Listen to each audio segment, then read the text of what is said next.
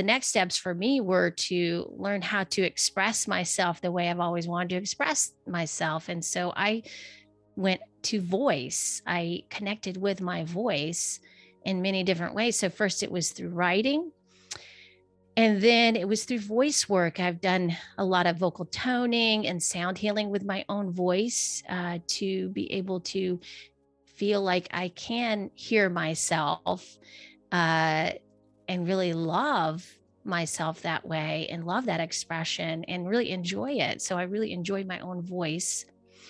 And it's my instrument. So that's how I play with music, is through my own voice and explore that way. And for a long time, it was something that I was really ashamed of. And I had, I'm from the Southeast, so I would cover up my accent a bunch. And now, a lot of times people don't know that's where I'm from. And because I don't present the accent, because I was really embarrassed when I was a kid, because, Georgia at the time just was, there's a stigma about people not being very educated, and it was and poor and stuff. So I definitely brought that into my adulthood, wanting to, feeling shame around that, wanting to cover up that part of myself that exposed where I was from. So, that was really interesting to discover. And then I started playing around with my voice and started doing, just creating that range with it to find out, okay, where can I go with this? And then I started to connect with my body that way. And I was able to really clear the chakras. And through voice, I became this clear channel for my divine source guidance, connection with source, my higher self. Can you tell us what you mean by that? What do you mean you use your voice to connect with the divine? Like specifically, how?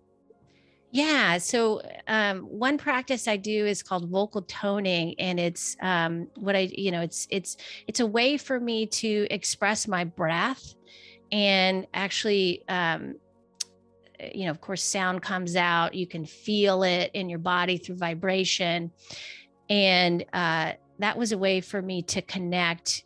As I visualize the chakras, the sounds with the chakras, and go up that chain and clear, for example, like if you're doing a vocal toning for your base chakra and it's really hard or grainy, and maybe some thoughts come up when you're doing that, or you get some emotion that comes up, those are really great cues to go forward with some of those feelings of like, okay, this is something that needs to come up right now, or this is something I could clear or acknowledge within myself. It's real simple. It's not complicated at all.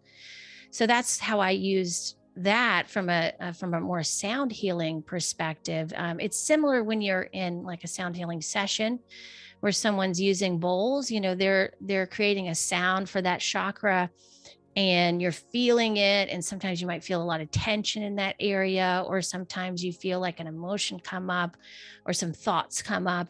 It's very similar, except you're just using your own voice. So for me, it was very powerful because it's accessible at any time. I can just tap right into that, and anybody can. You don't have to be a professional singer to do this. And also, what came up for me was like, when I first started podcasting, I did not like the sound of my voice. It was really cringy to me. I was like, oh, like nails on a chalkboard. I'm the same way. And I was like, what's wrong with it? I asked myself, like, what is the deal with that? Why am I having this reaction to my own voice? That it's kind of weird, And it was just because I was just uncomfortable with my expression, and I was afraid to make mistakes. And so voice has really given me that external expression of range for, realizing that mistakes are not always mistakes. They're actually play, and so when we approach our even our own, like from my example, my own voice, when I'm approaching my voice from a play standpoint, then that nothing is a mistake, you know, it's all play, and we're all just like seeing where this can go, like the potential there. There's no limits. There's there's really no duality. It's just, it just is what it is. And you can set intention behind it as well. And it's just really a beautiful, magical thing I've found. I work with a voice teacher, and I really enjoy it more than I ever have before.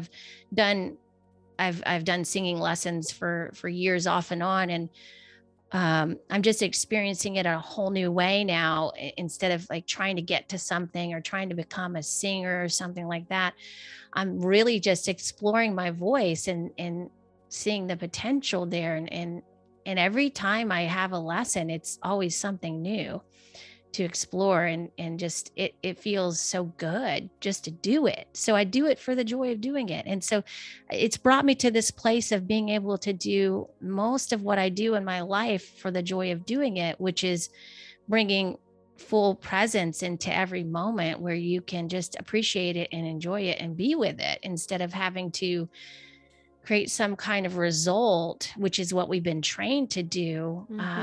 You know, and I'm thinking more and more these days that how that's just doesn't make any sense. And so you know, it's just it's just seeing the paradox there with that.